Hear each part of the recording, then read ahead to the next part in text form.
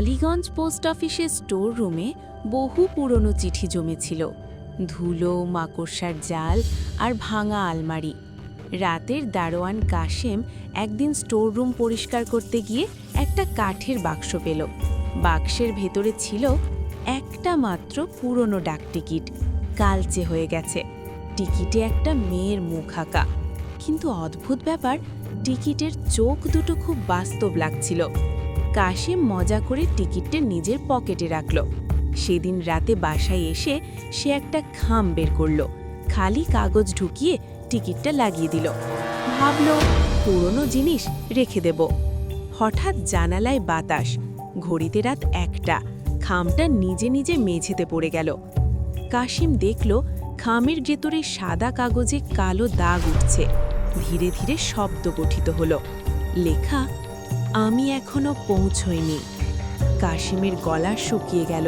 সে কাগজ ছিঁড়ে ফেলতে গেল, কিন্তু কাগজের ভেতর থেকে রক্ত বের হলো। পরদিন পোস্ট অফিসে পুরনো রেজিস্টার খুঁজে দেখা গেল 1971 সালে এক মেয়ে তার প্রেমিককে শেষ চিঠি পাঠিয়েছিল।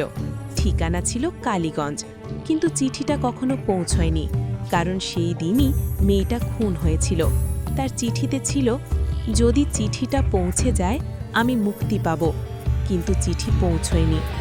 কাশিমের দরজায় হালকা কড়া নাড়া, টক টক টক। সে দরজা খুলল। বাইরে কেউ নেই, কিন্তু মেঝেতে একটা খাম, খামের ওপর লেখা, প্রেরক তুমি। কাশেম কাঁপতে কাঁপতে খাম খুলল। ভেতরে একটা ছবি।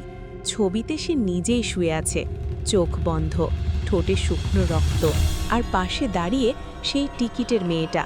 তার চোখ এবার ছবির ভেতর থেকে কাশেমের দিকে তাকালো। পোস্ট অফিসে কাশেম আসেনি। তার বাসায় গিয়ে দেখা গেল টেবিলে একটা খাম পড়ে আছে, টিকিট লাগানো। ভেতরে কাগজে লেখা, আমি পৌঁছে গেছি। আর টিকিটের মেয়ের মুখে এবার হাসি।